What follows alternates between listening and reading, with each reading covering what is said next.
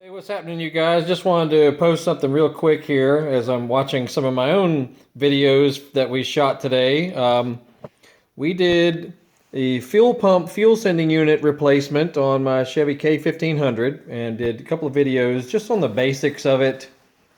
There's some people that say you have to remove the fuel tank, or I'm sorry, remove the bed of the truck to get to the top of the fuel tank. And I guess, if your truck is a northern truck with a lot of rust and corrosion underneath, it may be difficult to remove the bolts, to drop the tank down.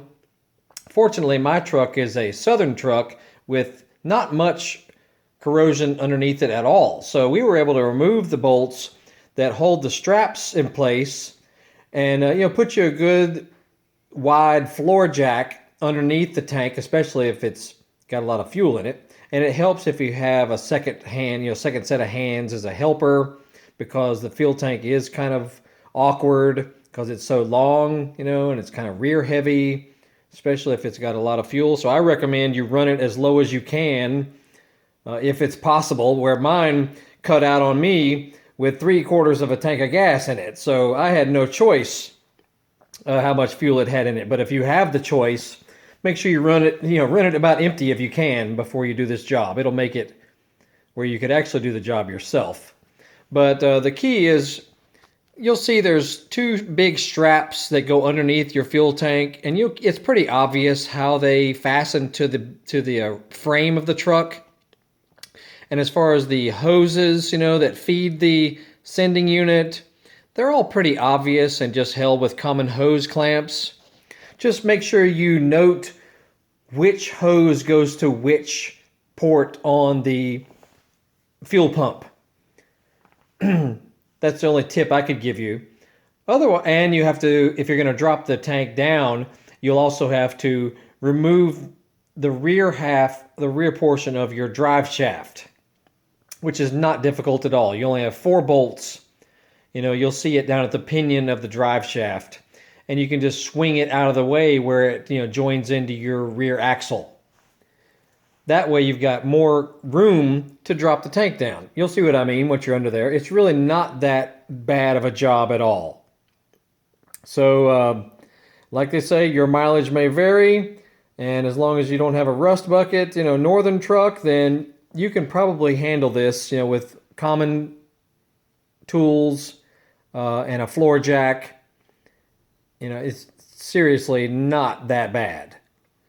Anyway, something else that happened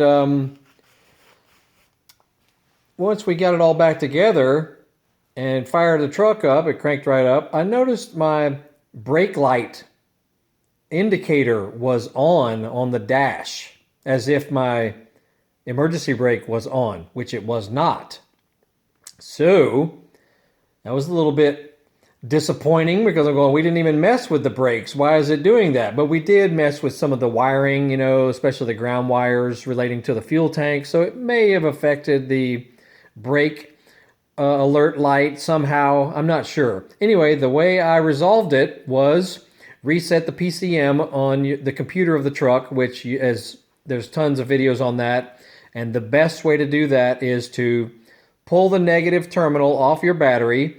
Make sure it's away from, the battery itself, so you can put a rag or something on that part of the battery so that it won't touch it. Then use like a little alligator clip jumper wire. It's very small, common little thing. You can get it at any auto parts store, or, any common store has these little alligator clips types of wires. You'll attach the negative that's off of the battery to the positive that's still connected to the battery. Let that sit for a good 15 minutes. Make sure that the negative is not touching the battery itself as far as the terminal part. 10 or 15 minutes. That will completely drain the capacitors relating to your computer of your truck. So just pulling the negative is not usually good enough. I know a lot of people think that's the good way to, to reset your computer, but I've tried it, and all it did was reset my freaking radio. So what you should do, if your brake light is on, or if for any reason, if you want to reset your computer of your truck, That's the recommended way to do it. And then once you've drained the capacitors, after 15 minutes, put your battery cables back normal. Turn your ignition key to the on position without cranking the car.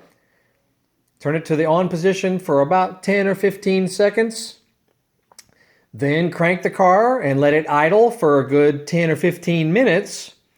And then just go driving normally. Kind of gently actually. Just go driving normally. You might notice the transmission shifts a little differently at first.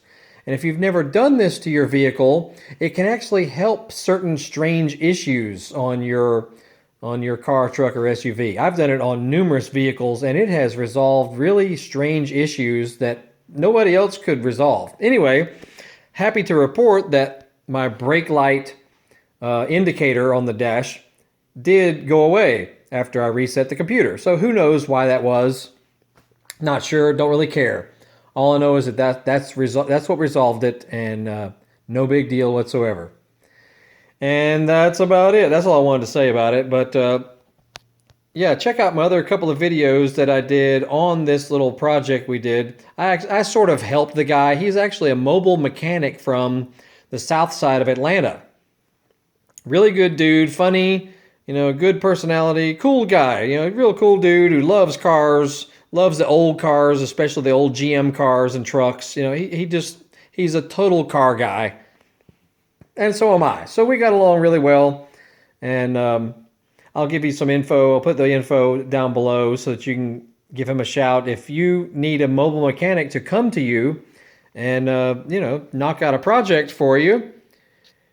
He's a good dude. So look for that. And anyway, check out other videos. We got more on this truck. I got tons of projects I've done to this truck and other cars, motorcycles, lawnmowers, pressure washers, you name it. There's all kinds of how-to and commentary and, notes that I try to give you on how you can resolve issues on your own, just stuff like that. We're always trying to do that to help you out. So hope this helps you guys, and like, subscribe, follow, and click the bell, and we shall see y'all later.